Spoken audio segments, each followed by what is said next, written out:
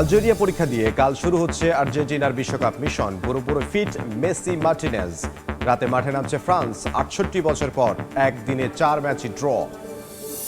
ঘুরে ঘুরে করতে আমার দিন যাচ্ছে, আমার মেয়ের সংসারীটাও মানে টিকিয়ে রাখতে পারবো না। প্রাপ্ত টাকাটা না পাই, তাহলে আমাদের দেশের জাতীয়ত্ব লজ্জা হওয়া দরকার।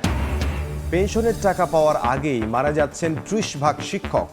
বছরের পর বছর ঘুরেও মেলে না অর্থ। উপেক্ষিত ৬ মাসে পরিশোধের আইন, ৫ বছরের জটে বেসরকারি অবসর সুবিধা বোর্ড। পশিরে বিএসএফকে সহায়তার অভিযোগ। চাঁপাইনবাবগঞ্জ সীমান্তে ৭ বাংলাদেশি আটক। একের পর এক ছেলে পাঠানোর চেষ্টা রুখে দিচ্ছে বিজিবি। নজরদারি ও টহল জোরদার। সরকারকে বৃদ্ধাঙ্গুলি দেখিয়ে স্বাস্থ্য খাতে কোনো অপরাধ মেনে নেবেন না স্বাস্থ্যমন্ত্রী। চিকিৎসক নার্সদের নিষ্ঠার সঙ্গে কাজ করার আহ্বান। এবং সীসাদূষণে ঝুঁকিতে অন্তঃসত্ত্বা নারী। বাড়ছে শিশুর জন্মগত ত্রুটি, অটিজম, হৃদরোগ, কিডনি জটিলতা ও ক্যান্সারের বিপদে প্রাপ্তবয়স্করা। ব্যবস্থার ঘোষণা পরিবেশ অধিদপ্তরের। সময় সংবাদের সঙ্গে আছে আমি ইমদাদুল হক। শুরুতেই ফিফা বিশ্বকাপের খবর।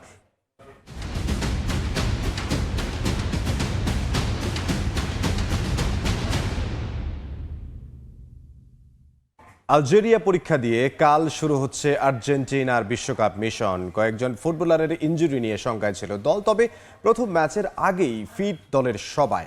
সংবাদ সম্মেলনেও বেশ হাস্যোজ্জ্বল দেখা যায় কোচ লিওনেল স্ক্যালোনিকে। প্রতিপক্ষকে হালকাভাবে নেয়ার সুযোগ নেই জানিয়ে তিনি বলেন, সব ম্যাচের বিষয়ে সতর্ক তারা। সাজিদ মুস্তাহিদ জানাচ্ছেন বিস্তারিত।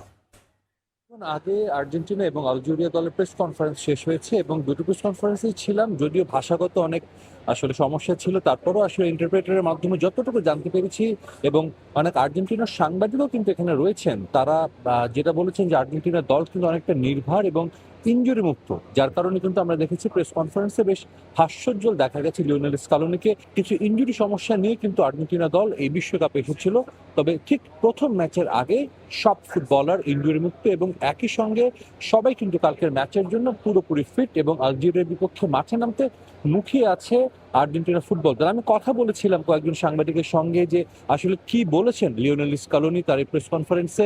আমরা জানি গত কয়েকদিন ধরে কিন্তু লিওনেল স্কালোনি তার অনুশীলনে ডিফেন্স লাইনে বেশ কিছু ফরমেশন চেঞ্জ করে তিনি দেখেছেন যে আসলে কোন ফরমেশনে তিনি প্রথম ম্যাচটা মাঠে নামাতে চান। তবে যতটুকু জানতে পেরেছি প্রথম ম্যাচে 4 জন ডিফেন্ডারকে নিয়ে মাঠে নামবে এবং 4-3-3 ফরমেশনে কিন্তু মাঠে দেখা যেতে পারে আর্জেন্টিনা ফুটবল দলকে। একই সঙ্গে দলে যে কোনো ইনজুরি সমস্যা নেই এবং বেশ আত্মবিশ্বাসী আর্জেন্টিনা দল প্রথম ম্যাচে মাঠে নামার আগে। আলভারেজ, তাগলিয়াফিকো, পেরাদেস, ডিভু মার্তিনেজ সমস্যায় ছিল, কিন্তু কোচ লিওনেল স্কলানি বলেছে তারা ঠিক আছে। লিওনেল মেসি ও নিকোলাস অটামেন্ডি দুজনে আলাদা ফুটবলার হলেও আর্জেন্টিনার জন্য খুবই গুরুত্বপূর্ণ। সর্বশেষ বিশ্বকাপে সেটা আমরা দেখেছি। একই সঙ্গে যখন আর্জেন্টিনার সাংবাদিকদের সঙ্গে কথা বলছিলাম, তারা যখন জানতে চাইলেন আমি কোথা থেকে এসেছি, তারা সবাই আসলে যখন বলেছি আমি যে আমি বাংলাদেশ থেকে এসেছি, সবার মধ্যে কিন্তু বেশ উচ্ছ্বাস দেখা গেছে। অনেকে জড়িয়ে ধরেছেন এবং অনেকে বলেছেন আসলে ধন্যবাদও জানিয়েছেন কিন্তু বাংলাদেশকে, তাদের দলকে নিঃস্বার্থভাবে সমর্থন দেওয়ার জন্য। এবং এটাও বলেছেন যে আর্জেন্টিনার ফুটবল দল, আর্জেন্টিনার সাধারণ জনগণ প্রত্যেকে কিন্তু জানেন যে বাংলাদেশ থেকে কি পরিমাণ ভালোবাসা তার পেয়ে আসেন প্রত্যেকটা বিশ্বকাপে। আমি জানি এবং আর্জেন্টিনার ফুটবলাররাও সেটা জানেন, বাংলাদেশি পাগলাটে সমর্থকদের আমরা ভালোবাসি।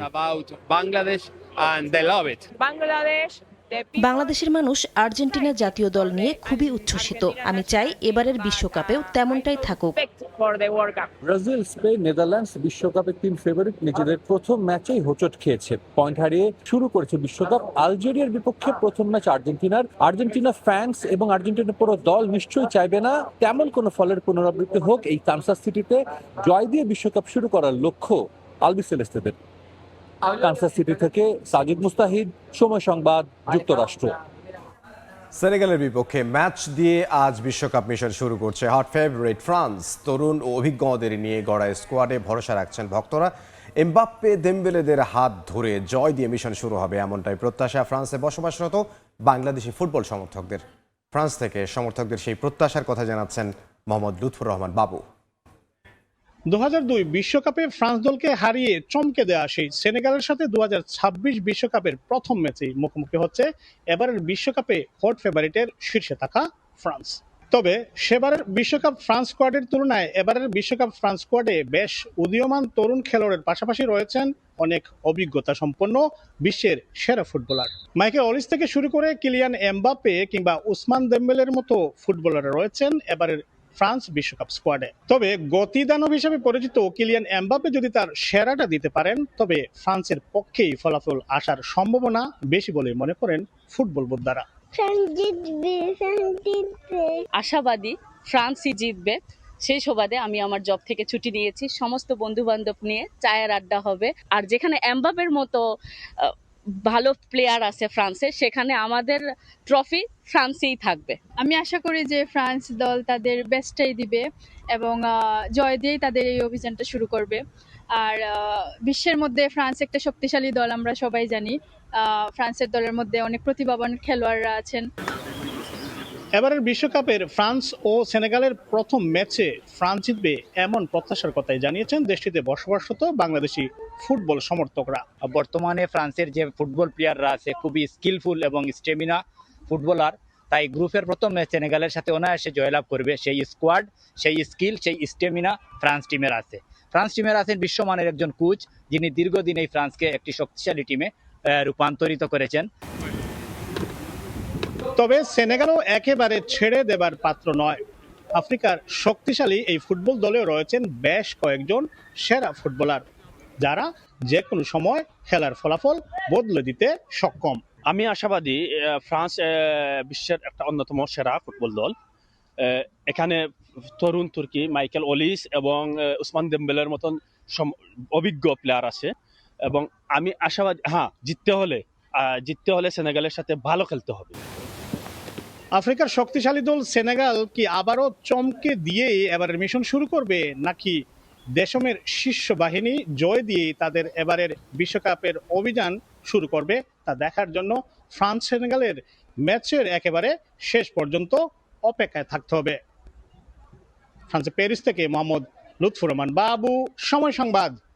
সচিবালয়ে ব্রিফ করছেন প্রধানমন্ত্রীর তথ্য ও সম্প্রচার উপদেষ্টা ডক্টর জাহিদুর রহমান। সরাসরি যাচ্ছে সেখানে। ডেলিগেটটা ছিল কিন্তু পররাষ্ট্র মন্ত্রণালয়ের। আপনি জানেন যে আমি দুটো মন্ত্রণালয়ের সাথে কানেক্টেড থাকলেও আমি যেহেতু পলিসি অ্যান্ড স্ট্র্যাটেজি অ্যাডভাইজার, আমি আরও কিছু মন্ত্রণালয়ের সাথে কাজ করি। মাননীয় প্রধানমন্ত্রী এই টিমের লিডার হিসাবে আমাকে একটু শেষ মুহূর্তেই ডিসাইড করেছেন, আমি গেছি। যেহেতু ওইটা মিনিস্ট্রির কাজ এবং যেহেতু অন্য দেশের সাথে সম্পর্ক জনিত ব্যাপার, এটা অন্য কোনো মিনিস্ট্রির কেউ হলেও আসলে এটা পররাষ্ট্র মন্ত্রণালয়ে ডিল করতো। সো তারা আলোচনার মাধ্যমে তারা নিশ্চয়ই সরকারের সর্বোচ্চ পর্যায়ে কথা বলেই ঠিক করবেন, কি করবেন সেটা আসলে সেখান থেকেই ঠিক হবে।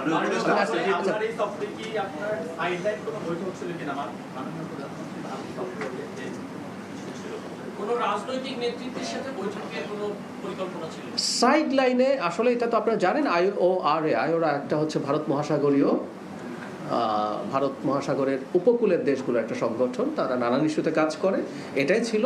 কিন্তু যেটা হয় ওখানে গেলে কিছু বৈঠক হতে পারতো, এই সম্ভাবনা তো ছিল, সেটা ছিল। কিন্তু মূল প্রোগ্রাম ওইটার ডেলিগেট হিসেবে যাওয়ার কথা ছিল। একটা বিষয় আপনার যেটা করা হয়েছে, যে পত্রিকা বলছে যে আপনি একসময় অ্যাক্টিভিস্ট ছিলেন, ভারতের বিভিন্ন পদক্ষেপ নিয়ে কথা বলেছেন, সেটি একটা ইম্প্যাক্ট হয়তো করেছে অনেকেই বলছেন। আপনারা এই ঘটনার পরে ভারতের যে কার্যক্রম নিয়ে অনেকেই যে সমালোচনাগুলো করতেন বা সমালোচনাগুলো অ্যাক্টিভিস্ট করতেন, সেই জায়গায় কেউ সতর্ক হবেন কিনা, এক ধরনের মুখ বন্ধ করার একটা থ্রেট হিসেবে মনে করছেন? আমি যারা করছেন, যারা করবেন, এটা আসলে তাদের সিদ্ধান্তের ব্যাপার। আমি একটু এভাবে বলতে চাই, যখন আমরা কখনো কোনো কাজ করব, আমি তো আসলে ভারত বা ইন্ডিয়া কি করছে না করছে, আমরা কি করেছি আসলে আগের যে রেজিম ছিল আওয়ামী লীগের, শেখ হাসিনার রেজিমের বিরুদ্ধে অ্যাক্টিভিজম করে, লম্বা অ্যাক্টিভিজমের হিস্ট্রি আছে আমাদের, বহু বছর ব্লগে, তারপরে কলাম, টিভি টক শো, নিজের ইউটিউব চ্যানেল। র্যাশনাল কোনো ব্যাপারে যদি কারো আলোচনা আসে, সেটা থাকা উচিত। এবং আমার মনে হয় যারা অ্যাক্টিভিস্ট আছেন তারাও র্যাশনালি কাজগুলো করবেন। আমরা সরাসরি ছিলাম সচিবালয়ে, কথা বলছিলেন প্রধানমন্ত্রীর তথ্য ও সম্প্রচার উপদেষ্টা ডক্টর জাহিদুর রহমান। তার বক্তব্যের সম্পূর্ণ অংশ দেখতে ভিজিট করুন সময় টিভির ফেসবুক পেজে। 5 বছরের সেশন জটে বেসরকারি শিক্ষকদের অবসর সুবিধা বোর্ড। 25 থেকে 30% শিক্ষক মারা যান পেনশন সুবিধা ভোগের আগেই।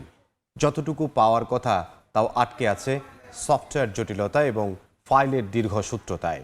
শিক্ষকদের জন্য বেগম খালেদা জিয়ার নেয়া প্রকল্পটি রাজনৈতিক কারণে স্থবির করে বিগত আওয়ামী লীগ সরকার। রাজনৈতিক পট পরিবর্তন হলেও এখনও পুরনো আমলাতন্ত্রে আটকে আছে লাখের বেশি শিক্ষক কর্মচারীর জীবন। কামরুল হাসানের প্রতিবেদন।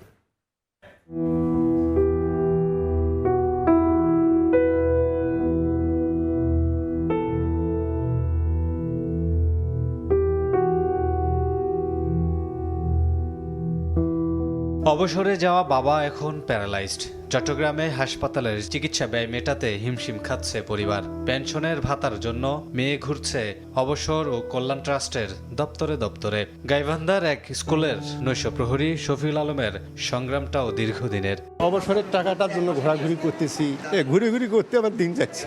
আমি বোধহয় বাসি নেটে ওটা শেষ বছর খায়াও যেতে পারবো না, আমার মেয়ের সংসারীটাও বোধহয় টিকিয়ে রাখতে পারবো না। 6 মাস ধরে উনি প্যারালাইজ রোগী, হাত পা চারোটা অবশ। শিক্ষকরা ওদের দুর্যোগ মুহূর্তে যদি ওদের প্রাপ্ত টাকাটা না পায়, তাহলে আমাদের দেশের জাতীয়ত্ব লজ্জা হওয়া দরকার। আমার আব্বু অনেকবার যোগাযোগ করছে, আমি 6-7 বার আসছি।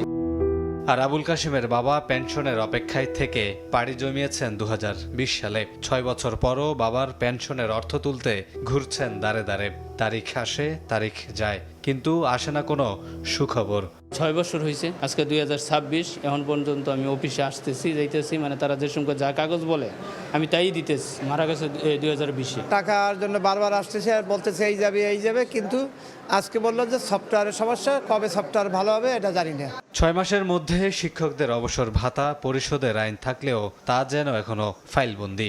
অবসরের ফাইল জমে 5 বছরের সেশন জটে এখন বেসরকারি শিক্ষকদের অবসর সুবিধা বোর্ড। প্রতিষ্ঠানটি বলছে এখন যাচাই বাছাই চলছে 2022 সালের জানুয়ারি ফেব্রুয়ারি মাসের আবেদনগুলো। গেটওয়ের জটিলতার কারণে আমরা প্রায় এই 1 বছর ধরেই দিতে পারছিলাম না। সফটওয়্যার টু সফটওয়্যার কাজ হবে, ওরা সফটওয়্যার ছাড়া আইবাস আমাদের সাথে কাজ করবে না। ফেব্রুয়ারিতে এসে 251 জন ছিল, এখানে এসে জীবিত ছিল 209 জন, মৃত ছিল 42 জন। প্রায় 4 ভাগের 1 ভাগই মারা যায়, কোনো কোনো ক্ষেত্রে 30%, 35%। এত জটের কারণ খুঁজতে মাঠে নামে সময় সংবাদ। বিভিন্ন দফতরের তথ্য বিশ্লেষণে জানা গেছে সমস্যার প্রধান কারণ আইবাস সফটওয়্যার জটিলতা। এছাড়াও স্থায়ী কর্মকর্তার সাথে প্রেষণে আসা শিক্ষা ক্যাডারদের দূরত্ব এবং ঊর্ধ্বতন প্রশাসন ও রাজনৈতিক নিয়োগপ্রাপ্তদের সর্বোচ্চ পদে নিয়োগ ঘিরে অসন্তোষের কারণে কখনো গতিশীল হয়নি বেসরকারি শিক্ষকদের অবসর সুবিধা বোর্ড। ভোগান্তির কথা স্বীকার করে বেসরকারি শিক্ষা প্রতিষ্ঠান শিক্ষক ও কর্মচারী অবসর সুবিধা বোর্ডের সদস্য সচিব জানান, বিষয়টি নিয়ে গুরুত্বের সাথে কাজ করছে শিক্ষা মন্ত্রণালয়। ডাটা সবকিছু বুঝিয়ে অফিস থেকে বুঝে সচল করার জন্য মাননীয় মন্ত্রী মহোদয়, সচিব মহোদয় এবং আমাদের প্রধানমন্ত্রীর যে আন্তরিকতা ব্যবসায়িক কল্যাণের জন্য এই বিষয়গুলোর জন্য কাজ করছেন। এই যে সফটওয়্যারটা ঠিক করার জন্য মানে সমস্ত হয়ে গেছে। জানা যায়, বেসরকারি শিক্ষকদের অবসর সুবিধা দেওয়ার প্রকল্পটি চালু করেছিলেন প্রয়াত প্রধানমন্ত্রী বেগম খালেদা জিয়া, কিন্তু রাজনৈতিক কারণে আওয়ামী লীগ সরকারের আমলে নজর দেয়া হয়নি এদিকে। এবার সেই সংকট সমাধানে আসন্ন বাজেটে দেয়া হতে পারে 2000 কোটি টাকার বরাদ্দ। যে শিক্ষকরা যৌবনের সবটুকু শ্রম ঢেলে দিয়ে গড়ে তোলেন একটি শিক্ষিত জাতি, সেই শিক্ষকরাই আজ অবসরে এসে অনাদর আর অবহেলায় দিন কাটাচ্ছেন।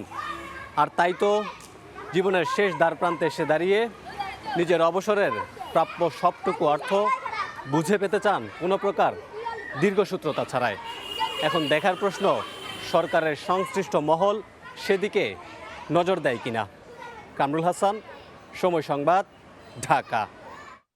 সময় সংবাদে আরও থাকছে, নদীর স্রোতে ভেঙে গেছে সড়ক, পানিতে তলিয়ে আছে বাকি অংশ, যোগাযোগ বন্ধ হওয়ায় দুর্ভোগে পটুয়াখালীর গলাচিপার বাসিন্দারা। সরকারকে বৃদ্ধাঙ্গুলি দেখিয়ে স্বাস্থ্য খাতে কোনো অপরাধ মেনে নেওয়া হবে না বলে সাফ জানিয়েছেন স্বাস্থ্যমন্ত্রী সরদার মোহাম্মদ শেখাওয়াত হোসেন। সকালে রাজধানীর হোলি ফ্যামিলি রেড ক্রিসেন্ট হাসপাতালে এক অনুষ্ঠানে তিনি বলেন, 6 শিশুর মৃত্যুর দায় এড়াতে পারে না আদ-দ্বীন কর্তৃপক্ষ। লাইসেন্স বাতিল করে সরকার ভুল সিদ্ধান্ত নেয়নি। চিকিৎসক, নার্স ও হাসপাতাল কর্তৃপক্ষের অবহেলার কারণে শাস্তি হিসেবে কেবল আদ-দ্বীন হাসপাতালের মগবাজার শাখার নিবন্ধন বাতিল করা হয়েছে। অন্য শাখার কার্যক্রম চলতে বাধা নেই বলেও জানিয়েছেন মন্ত্রী। হাম মোকাবিলায় সরকার সফল দাবি করে চিকিৎসক, নার্সদের নিষ্ঠার সঙ্গে কাজ করার আহ্বানও জানিয়েছেন সরদার মোহাম্মদ শেখাওয়াত হোসেন। সকল পর্যায়ের ডাক্তারদেরকে 6টা বেবি এক লাগারে কান্নাকাটি করতেছে, নার্সকে মায়েরা চিৎকার করে ডাকতেছে, আসে না। ডিউটিতে কোনো ডাক্তার নেই, হয়তো একটা পোস্ট অপারেটিভ রুম, 6টা নিউবর্ন বেবি, কেউ আসলো না, 6টা বাচ্চা পরপর মারা গেল। And the authority did not visit that room. Can you imagine? From the ownership side, nobody visited the room. They didn't care. চাঁপাইনবাবগঞ্জের রোকনপুর সীমান্তে পুশিনে বিএসএফকে সহায়তার অভিযোগে 7 বাংলাদেশিকে আটক করেছে বিজিবি। এই মুহূর্তে সেখানে আছেন সহকর্মী জাহাঙ্গীর আলম, সরাসরি যাব তার কাছে। জাহাঙ্গীর, চাঁপাইনবাবগঞ্জ সীমান্ত দিয়ে গত 11 দিনের ব্যবধানে 3 দফায় পুশিনের চেষ্টা করেছে ভারতীয় সীমান্তরক্ষী বাহিনী বিএসএফ। যদিও 3 বারই স্থানীয় বাসিন্দা এবং সীমান্তের বাসিন্দাদের সহযোগিতা নিয়ে বিজিবি এই যে অপতৎপরতা বা পুশিনের যে চেষ্টা বিএসএফের সেটি কিন্তু প্রতিরোধ করেছে এবং বাধার মুখেই এক প্রকার সবাইকে আসলে বাধ্য হয়েই ভারতের অভ্যন্তরে ফিরিয়ে নিয়েছে তারা। এই ঘটনায় গতকাল রাতে চাঁপাইনবাবগঞ্জের যে রোকনপুর সীমান্ত, সেই সীমান্ত দিয়ে এক নারীকে পুশিনের চেষ্টা করে বিএসএফ।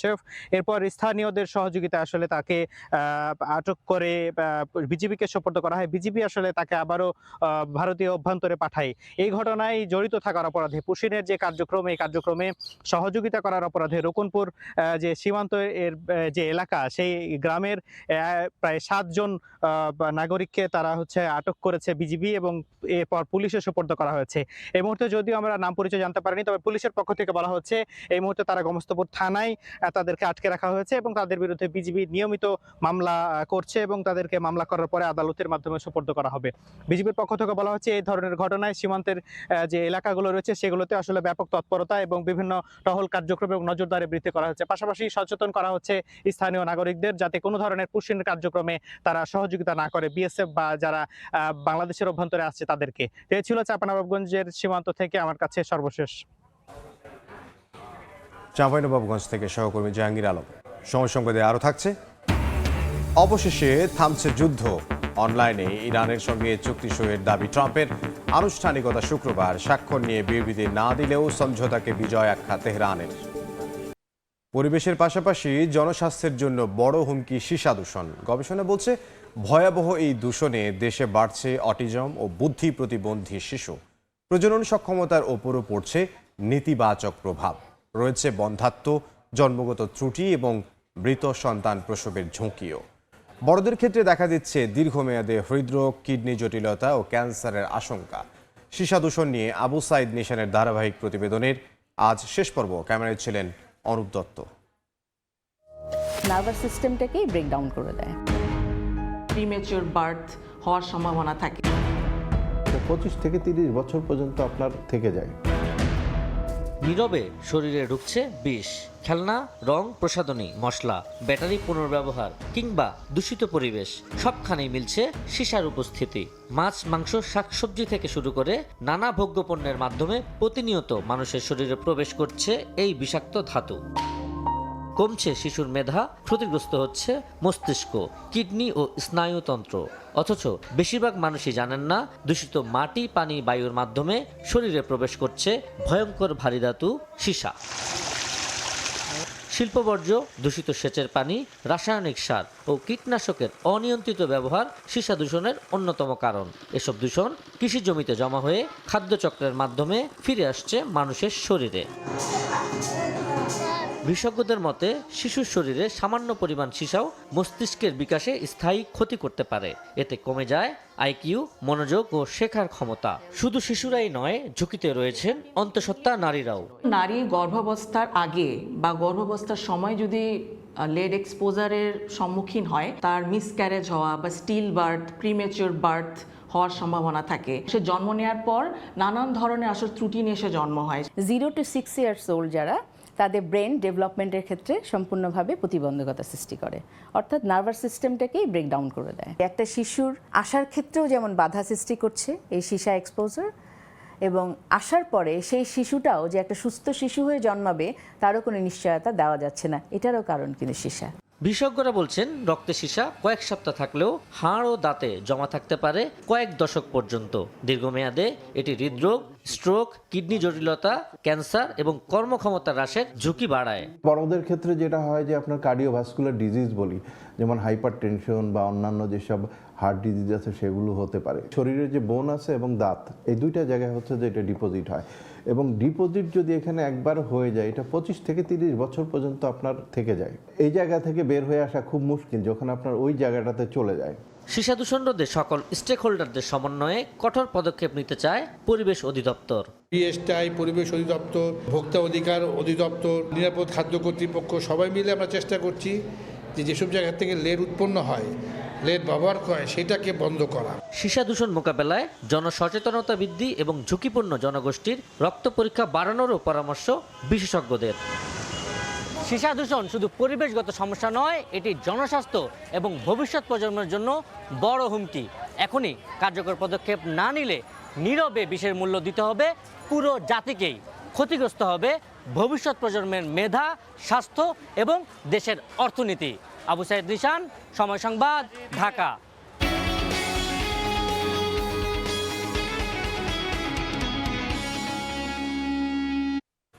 অর্থনীতি পুনরুদ্ধারে দেয়া প্রণোদনা কতটা কার্যকরী তা নিয়ে কোনো গবেষণা নেই। ফলে এবার বন্ধ কারখানা চালুতে ঘোষিত প্রণোদনা অর্থনীতিতে সর্বোচ্চ অংশগ্রহণ করার সক্ষমতা ও কর্মসংস্থানের ওপর নির্ভর করার ওপর জোর দিচ্ছেন নীতি বিশ্লেষকরা। যেখানে এবার ঋণ বন্টনে রাজনৈতিক পরিচয় দেখা হবে না জানিয়েছে বাংলাদেশ ব্যাংক। সেলিয়া সুলতানার রিপোর্ট। কোভিড পরবর্তী সময়ে ক্ষতিগ্রস্ত অর্থনীতি পুনরুদ্ধারে 1,28,303 কোটি টাকার আর্থিক প্রণোদনা দেয় সরকার। যেখানে দেশজ উৎপাদনের সবচেয়ে বেশি মূল্য সংযোজনকারী এসএমই খাতের অবদান 27% থাকলেও মোট প্রণোদনা ঋণের মাত্র 10% পেয়েছে খাতটি।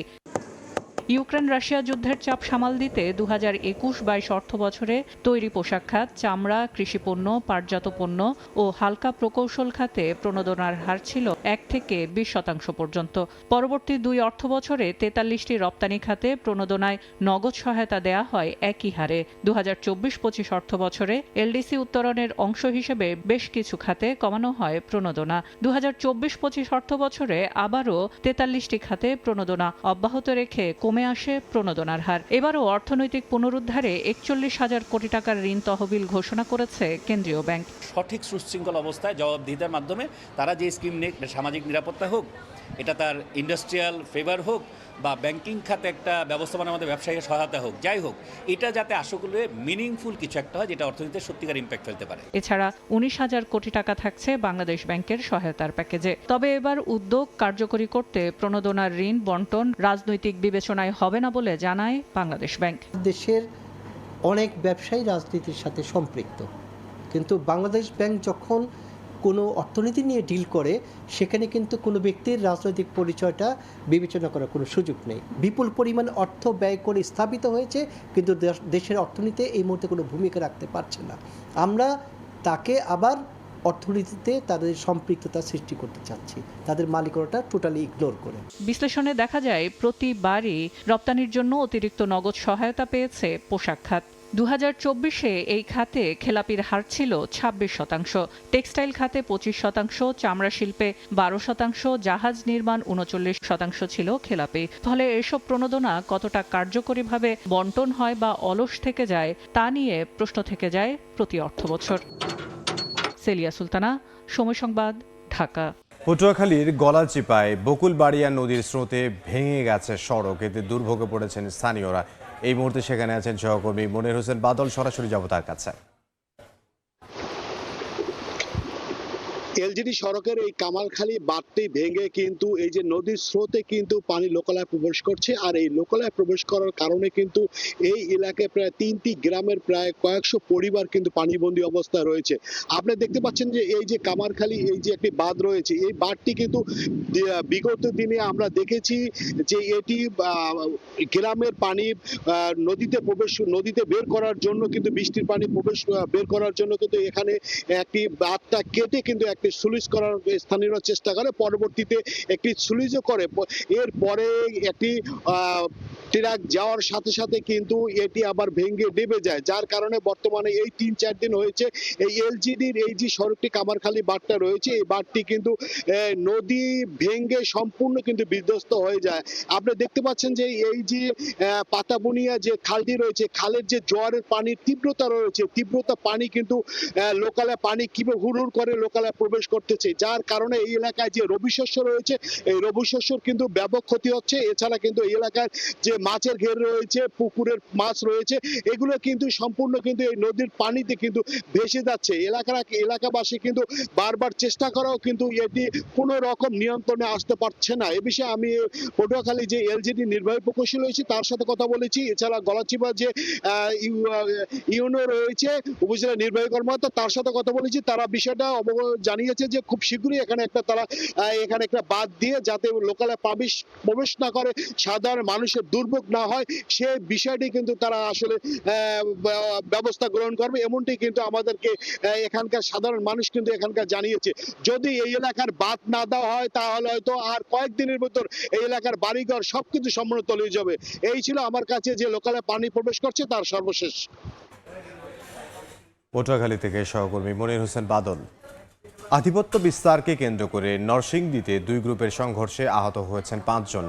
পুলিশ জানায় দীর্ঘদিন ধরে রায়পুরার চরাঞ্চলের নীলক্ষা ইউনিয়নের জবা মেম্বার ও আলাল মুন্সির বিরোধ চলছিল। এর জেরে ভোরে আবারও উভয় পক্ষের লোকজনের সংঘর্ষ হয়, এতে অন্তত 5 জন আহত হন। খবর পেয়ে পুলিশ গিয়ে পরিস্থিতি নিয়ন্ত্রণে আনে। পুরো এলাকায় থমথমে অবস্থা বিরাজ করছে, জোরদার করা হয়েছে নিরাপত্তা। দেশের বাইরের খবর, ইরান যুক্তরাষ্ট্রের মধ্যে শান্তি চুক্তি সইয়ের দাবি করেছেন মার্কিন প্রেসিডেন্ট ডোনাল্ড ট্রাম্প। প্যারিসে ফ্রান্সের প্রেসিডেন্ট ইমানুয়েল ম্যাক্রোর সঙ্গে বৈঠকে এ ঘোষণা দেন তিনি।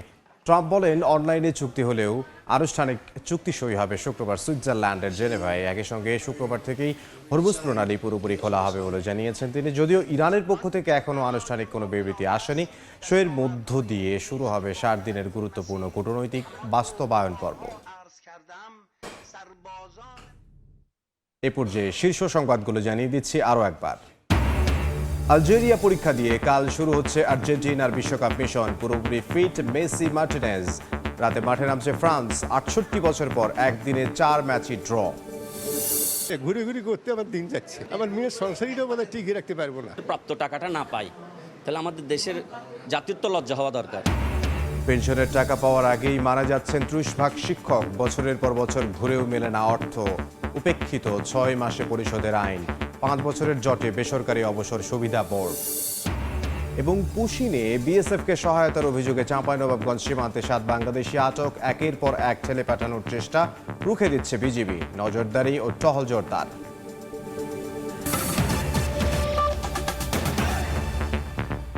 এই ছিল দুপুর 12টার সময় সংবাদে।